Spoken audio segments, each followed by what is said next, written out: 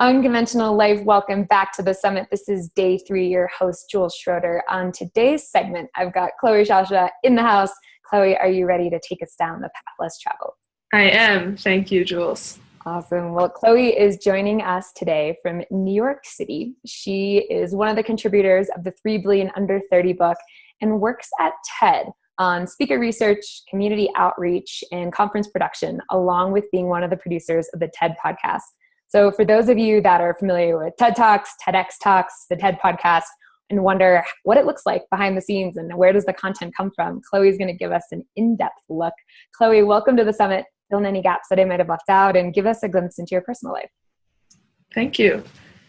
So I'll just kick it off with sharing what I guess my day-to-day is like. That'd be helpful. Yeah, sure. Give us a quick little overview, and then we'll go more depth later. So, yeah. Great. The TED office is in New York City, so my commute is from Brooklyn to Manhattan, and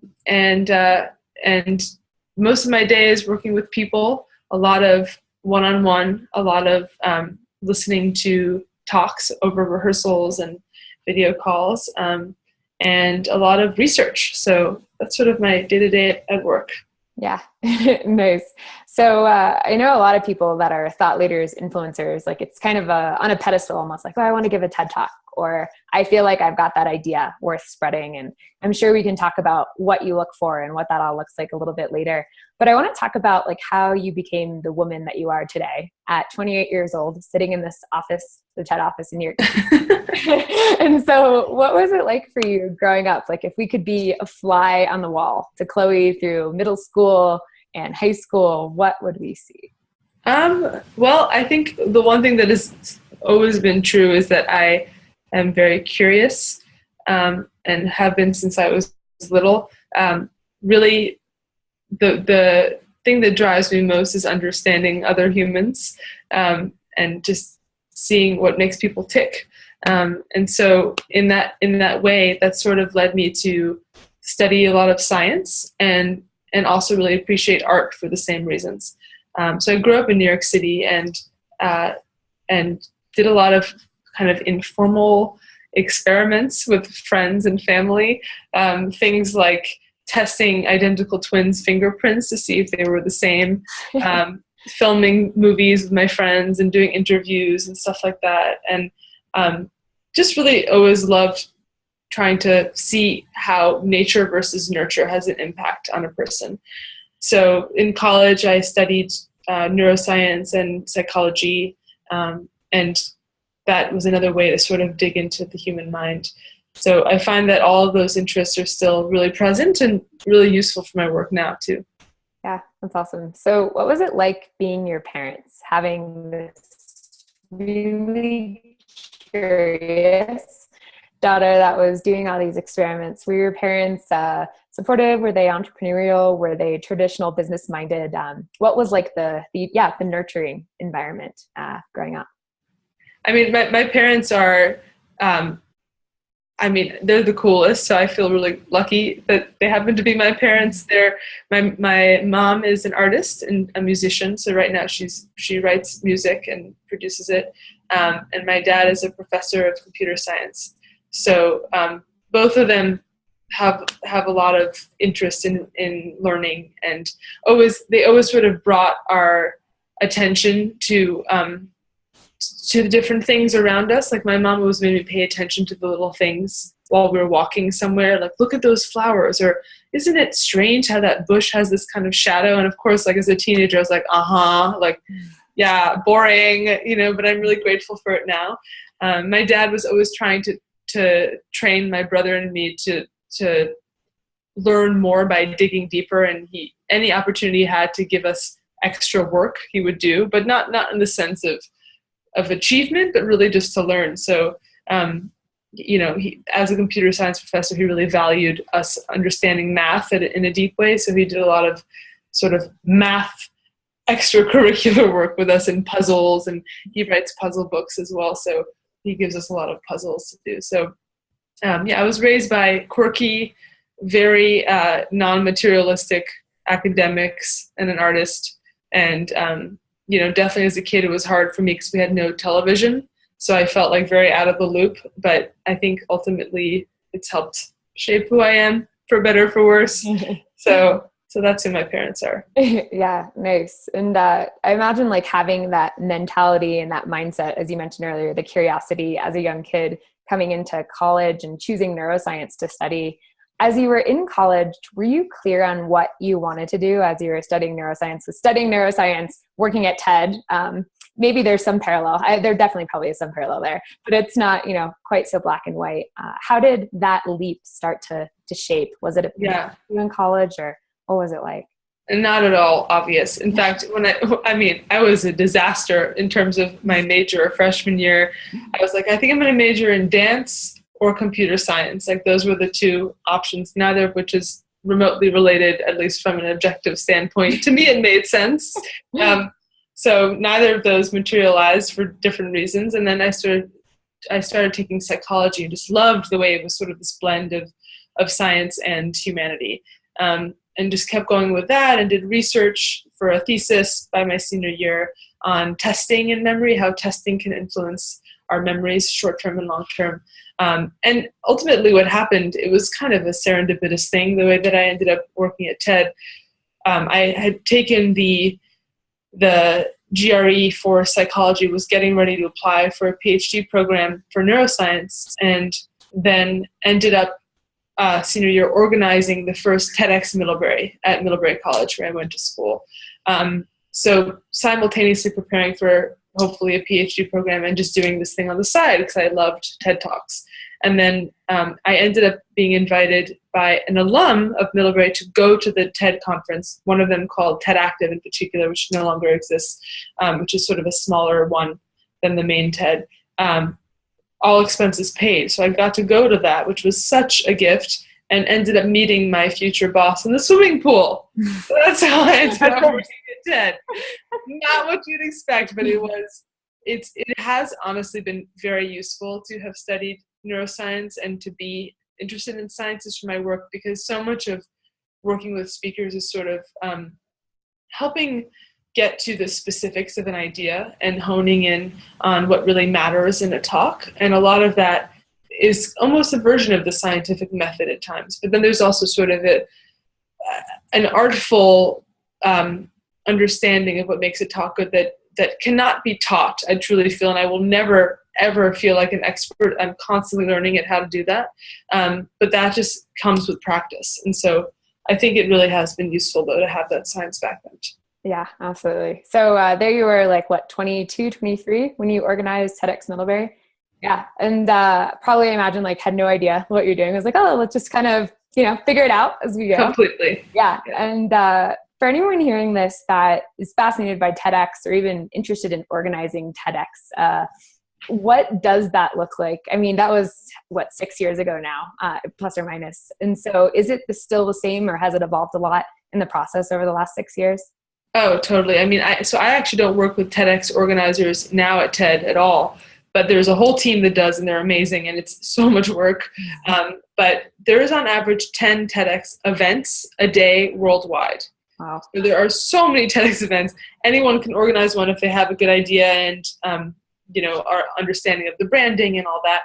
It definitely has changed in the sense that the way that the TEDx team at TED vets organizers is much more honed in and specific, and they really look for people who have a great idea that's general enough to not be an agenda, and specific enough to not be just an event that has nothing to do with TED. So I would say that if you're looking to organize a TEDx event, all the resources are on the TED website about how to really think about that, and it's worth reading through all of it to be approved to go forward with it.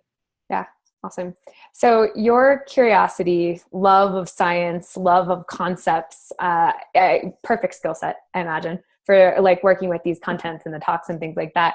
And so what do you think, often people have so many creative ideas, and to be able to take the idea, get clarity on it, and then communicate it is a whole nother process. And so how have you been able to do that in your own life? And for someone that's listening that wants to do that themselves, what might you recommend for them to follow? For giving a talk. Is that what Yeah, you mean? for giving a talk, yeah, or just taking an idea, whether it comes out in talk form or maybe it gets communicated in another way, be a podcast, or anything else.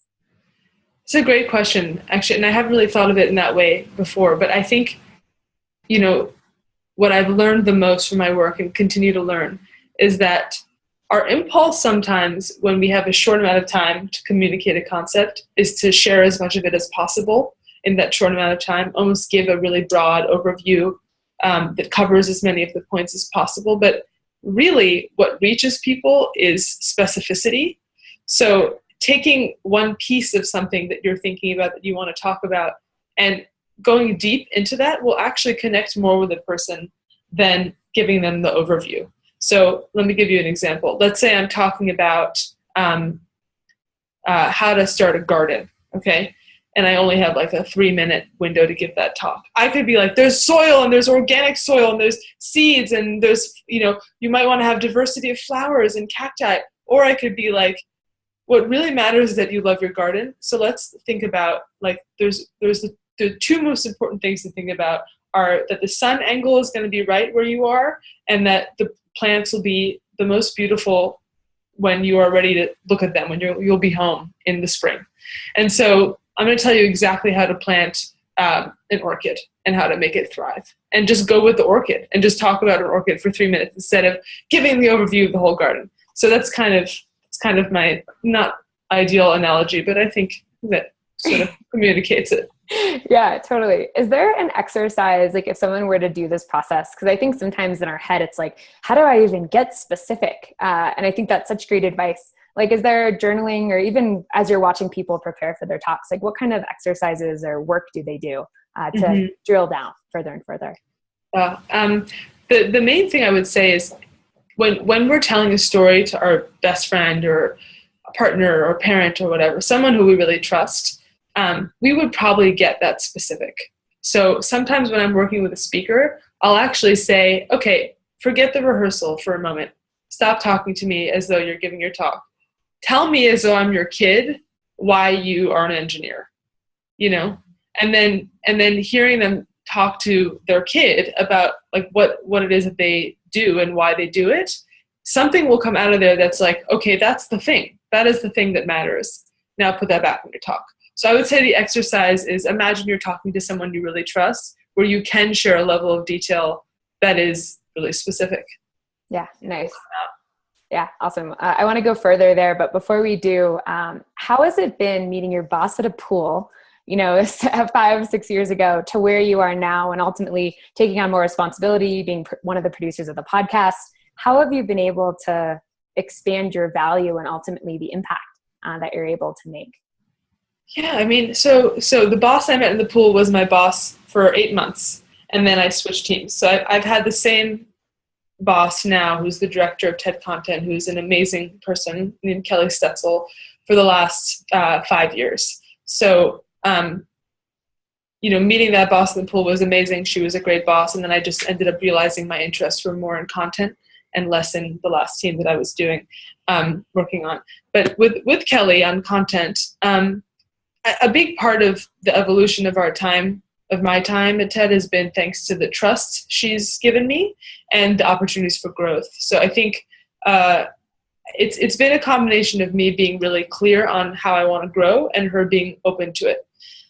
So I've been very proactive with saying, like, this really interests me. I don't know anything about it, but how can I start? And how can I shadow the right person and start, watching the rehearsals with speakers so that I have a sense of what it really takes. And I won't say a word in them. I just want to watch. So a lot of my evolution in the company has been that, being proactive to say what I'd like and having the good fortune of an incredible boss who wants me to grow. Yeah, that's awesome. So I know some people that are listening, like there's almost this stigma, like if you're in the 9 to 5, you're not living the unconventional life, or if you have a job, then you're not making it. And I actually don't think that's the case at all. I think that it's totally possible to find alignment, to be fulfilled and completely lit up inside of a job. And so I'd love your take on that. And for those listening to this that are like, is there a place for a job inside the unconventional life? Like what you might say to them? Yeah, that's such a good question. And I think about this a lot too, because a lot of my friends who are entrepreneurs and, artists and inventors, they do have unconventional schedules. And sometimes I really do envy that. I'm like, you can wake up and go for a run at 11 a.m. and no one cares. But at the same time, you know, they have to then work till 11 p.m. and they always are every day, right? So I do think that really what it comes down to is, are you excited on Sunday night to go to work on Monday, right? And if you feel that way, then the fact that you have a schedule really is irrelevant, because you're going to be doing at least 40 hours a week of work if you have an unconventional life, most likely, no matter what. If you're starting a company, you're working probably 60 to 80 hours a week, right? So, or 100 or whatever. So I think, you know, I think it really what it comes down to is, if you feel, and this is perhaps a slightly biased perspective in the sense that it's very much in line with like millennial values, but if you feel like you have some capacity to create something in your work and what you do, I think that the schedule is kind of irrelevant. And it doesn't mean you have to be a creative person or a creative director or whatever, but like something where you are using your brain that pushes you to grow, and that helps, and that the thing that you're doing is actually influencing and shaping something, even in a tiny way, that is really fulfilling. And so it's just a matter of doing that in a way that happens to be aligned with what you like. Yeah, that's awesome. And I know for yourself, like you're a dancer, you speak all these languages, obviously your mom's a musician, like you've got this huge creative outlet and capacity. And so how do you find your creative expression inside of your work? I know it's just like, it's the schedule, right? Beyond that though, like I imagine there's a lot of ways that you're able to still find that. So how do you do it? And for those listening, how might you encourage them to do that inside of their jobs? Yeah. So in my particular day-to-day, I get a lot of joy from, it's funny, like I've actually never said this out loud before, but I get a lot of joy from writing an email back to a speaker with feedback, because it's a process that is, I really consider the person I'm writing to and want to be as loving and kind as possible throughout the whole thing. And it's completely genuine that I feel that love for these people because I so admire them. And so it's like channeling this care for these people while being quite challenging with our feedback and being harsh at times, but saying, you know, the reason we're saying this is because you can do better. And so I get a lot of joy, and it feels quite creative in a way to think about how to write that and how to shape that for each person and really share that. So that's one thing. Another thing is hosting. I love hosting interviews. It's like kind of that on the fly adaptability of communication and conversation is sort of a creative outlet for me at work. There's a lot of little things. I would say it's little things. So I guess my advice in response to your question is, the little things add up. So the little things that give you joy creatively will make you feel like you have that outlet, because it's not like you're going to be painting, you know, a huge mural your first day of work, right? You're going to like, you know, do a little bit piece of it and think about it. And then one day you'll do a little bit more. And so that's true. I think even if you're making your own thing, it's not like it's all going to happen at once. So it's the little pieces of creativity that are most satisfying and that build up. Yeah, nice. I love that you touched on feedback. I think it's such a beautiful skill, and sometimes people shy away from it because it can feel uncomfortable, or it can feel like, oh, I don't want to speak my mind, or what if they take it the wrong way, or what about me? And I love you're like, yeah, that's just a creative expression. And so I'm wondering how you bring like agility to it. Like if someone's hearing this, like, oh, I really want to exercise feedback. So I think it's an essential skill to advance as an entrepreneur or even in a job itself. Is there a formula that you follow? And it might not always be the same every time, but are there a few guidelines that you try to incorporate every time? Yeah, I mean, I would say probably not a formula, but yes, guidelines, yes. First one being that, you know, you just have to start with kindness, because people are emotional creatures and they don't want to feel attacked.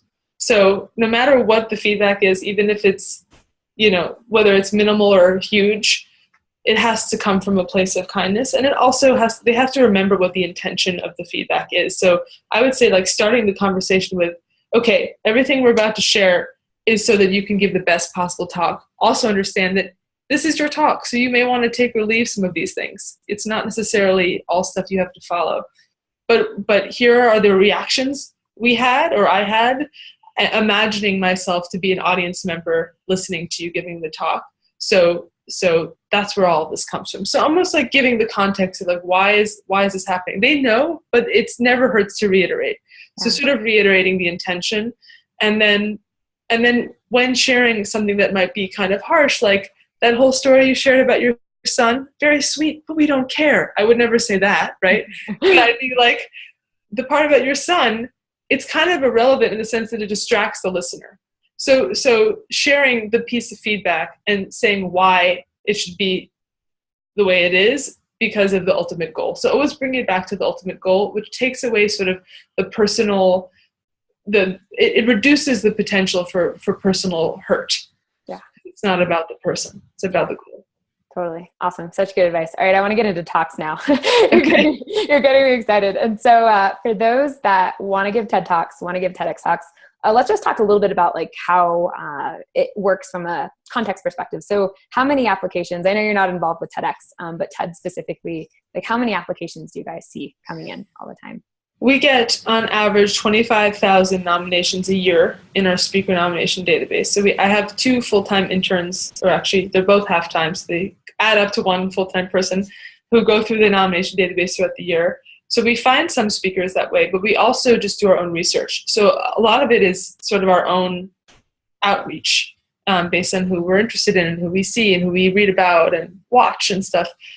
So the applications are almost not relevant to, it's not like we would say we have a percentage of people we accept, you know? Mm-hmm. It's a lot more about what we're particularly interested in when it comes to curating a program for an event. It's like if the theme is, you know, like last year the theme was dream, right, for TED 2016. So we were really thinking about what does that look like for a variety of fields, and we were inviting people who fit into that in various ways. Yeah, awesome. So what are your interns trained to look for or trained to kind of avoid?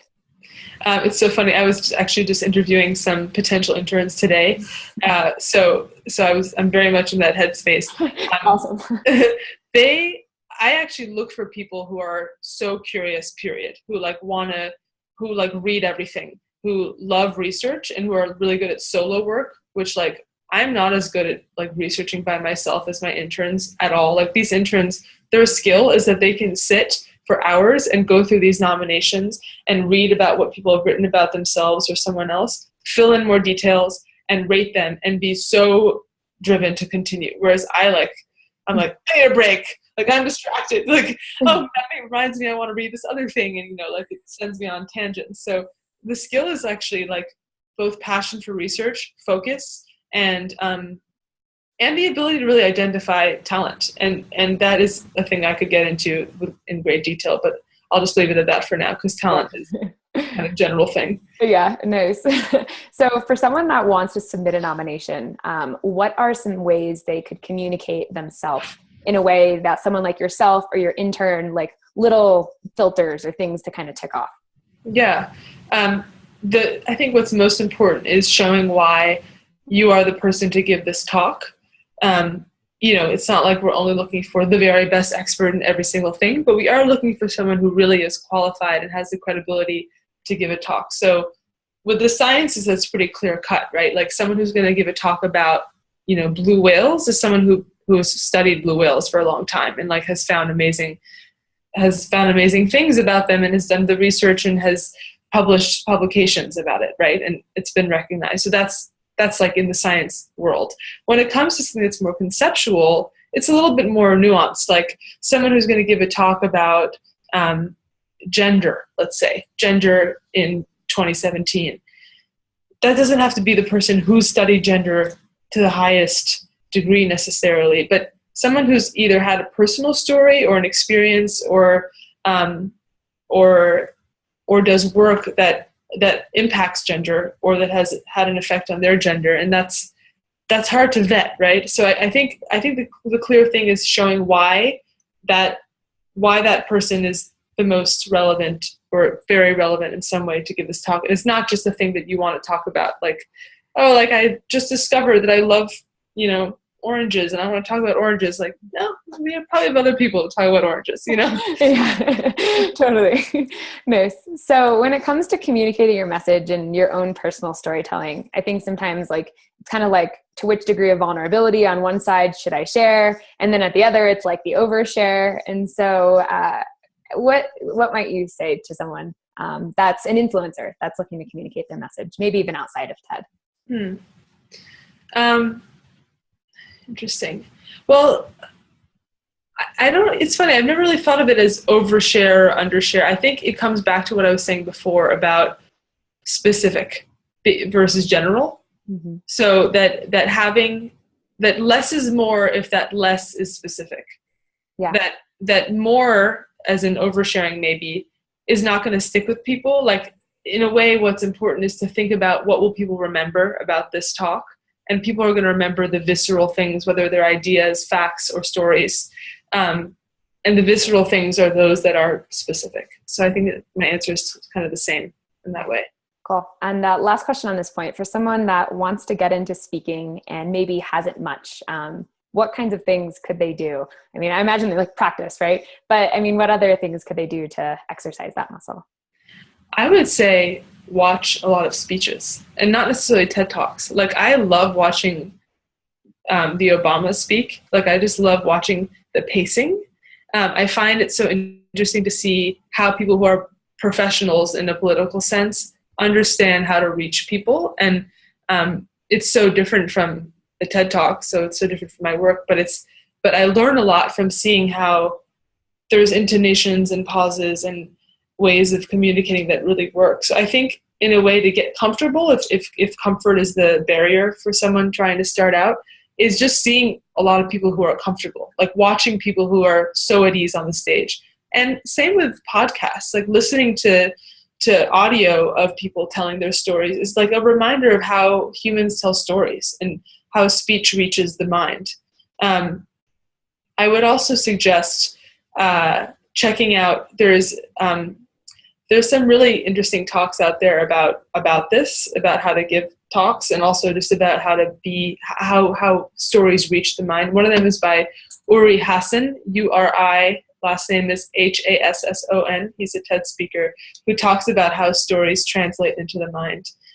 So he's a good talk to watch about giving talks.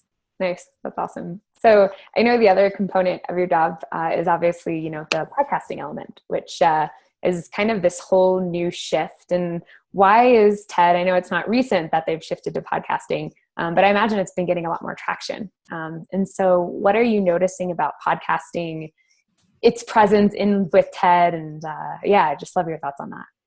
So TED has had the TED Radio Hour, which is an NPR podcast, for multiple years now. That's been honestly where we get a ton of listeners as compared with talk watchers on the website or on the mobile platforms. So that was sort of the first, that was our first podcast, and it's clearly really resonating with listeners. So we're in a phase where we're like, okay, let's try more. And so the one that I'm working on right now is actually brand new, and it hasn't launched. We've announced that it will be launching soon, called Sincerely X. And that podcast is anonymous TED Talks. So the premise is that people have all kinds of stories, but sometimes for whatever reason, they can't associate their name with the story.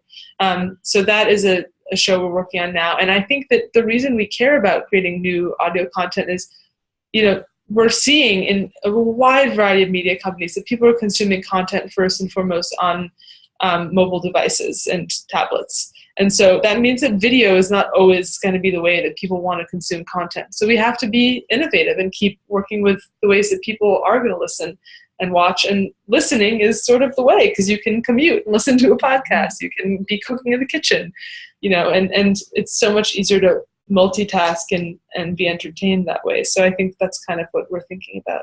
Yeah, nice. I like that. Sincerely X, the anonymous storytelling. It's great.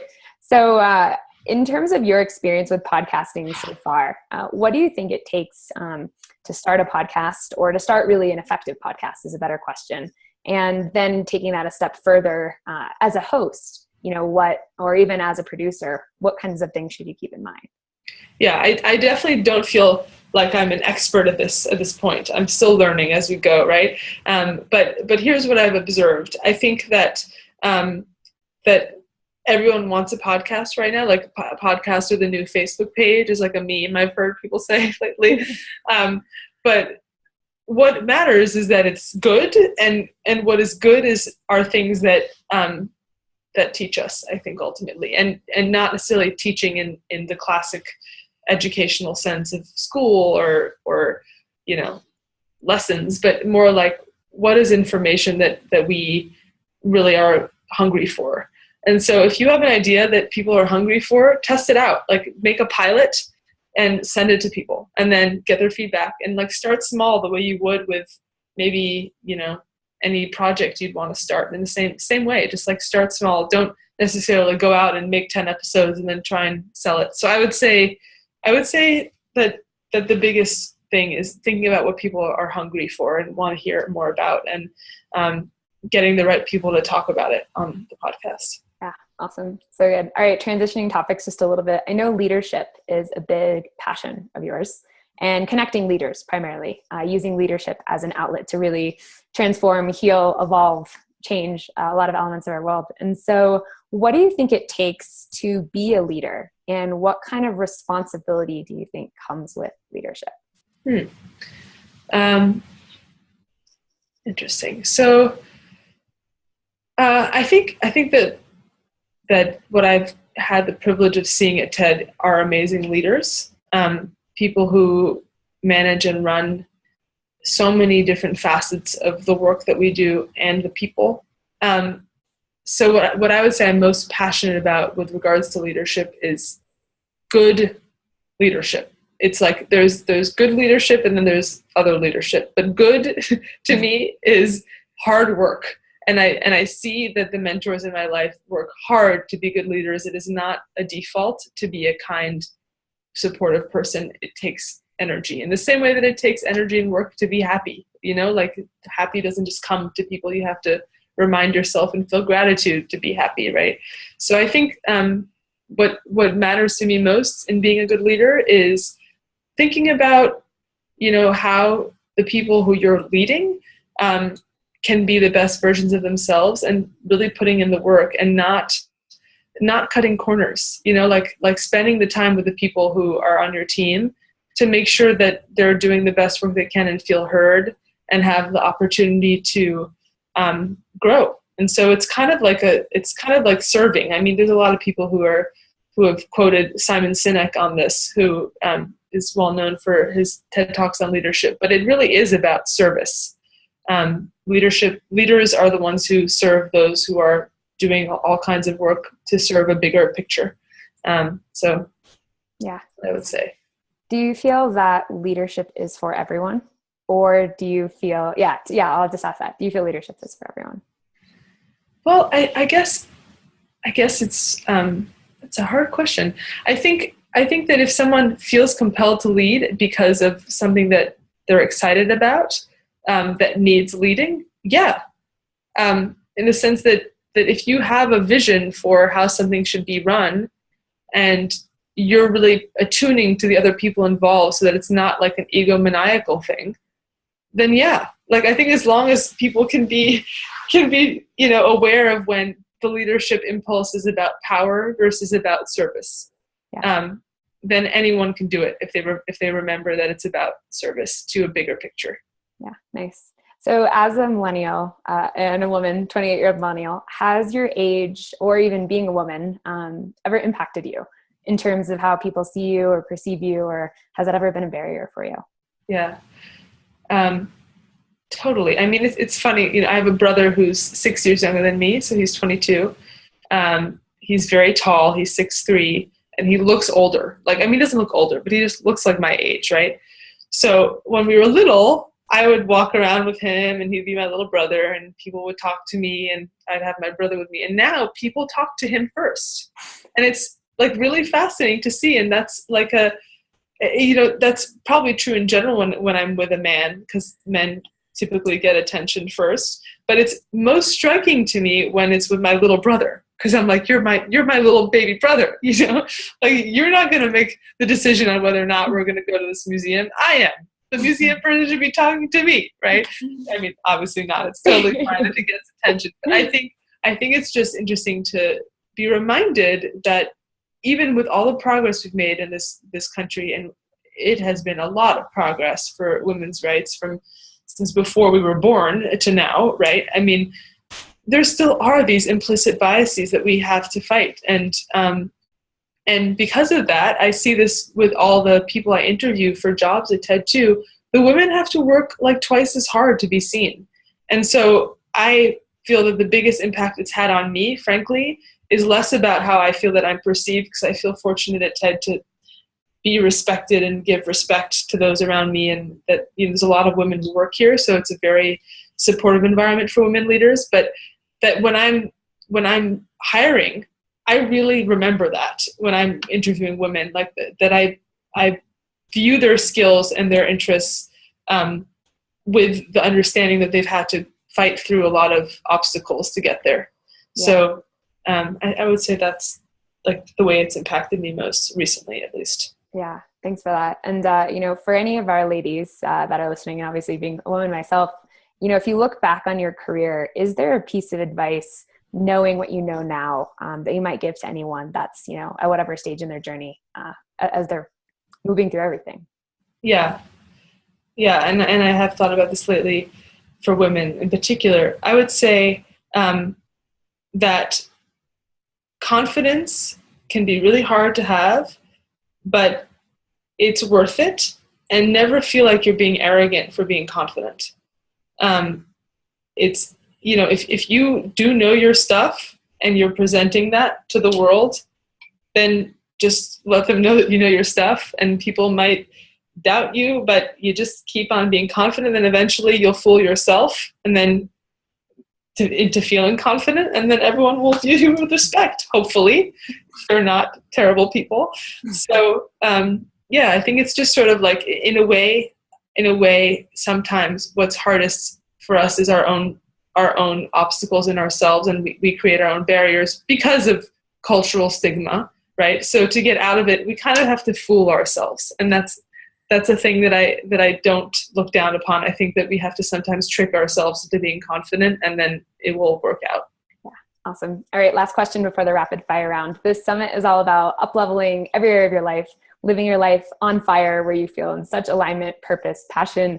For those listening, start of 2017, what do you think they should hear in this moment?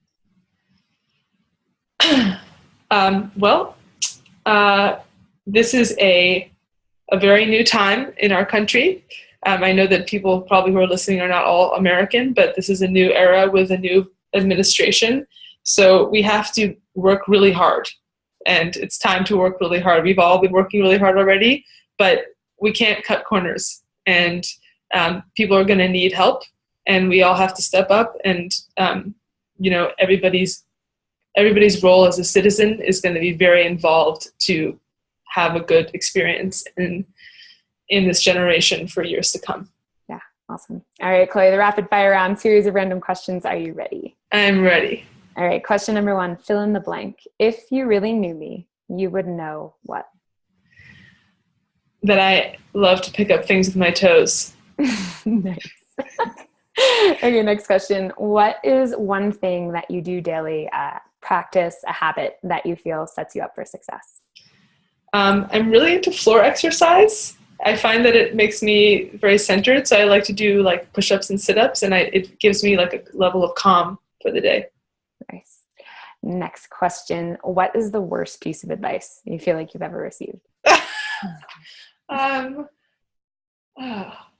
I probably have like blocked it out of my mind, but possibly to be as silent as possible until I'm told to speak.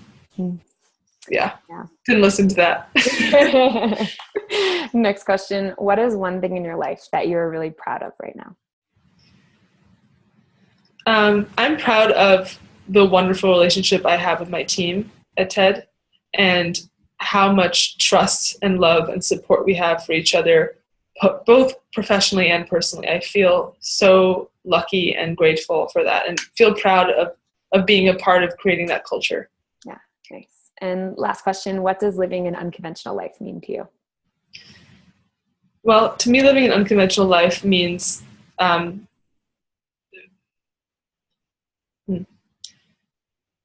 this is the one question you did prepare me for, and yet I don't have an answer. I think that to me it means being able to feel grateful for my day-to-day. That the joy in my life can be in the mundane versus special moments or just my free time. I would say that my day-to-day is wonderful, and I'm grateful for that, and that is unconventional and lucky. Awesome. Cloe Shasha, everyone. Cloe, tell us about the giveaway that you have for one of our listeners. Sure. So as Jules said, I'm one of the contributors to the 3 Billion Under 30 book that was written by Jared Kleinert that's coming out very soon. And so if one of you would like it, I will buy it for you. And I have a chapter in it that kind of explains more about my process around working with speakers, and also just advice in general for giving talks. So yeah, that's the giveaway. So awesome. Details are below on this page. You can also head over to unconventionallifeshow.com. And Cloe, for those that want to stay connected with you, learn more about what you're up to, how should they do that? Maybe LinkedIn, as arcane as that may sound, but yeah, LinkedIn, and just write a note that you heard me on the Unconventional Life Summit, and I'll write back to you. Awesome. Well, Cloe, thank you so much for taking the time, and Unconventional Life family, thanks for tuning into this segment. We've got a few more segments coming at you for the rest of the day. We will talk to you guys next time.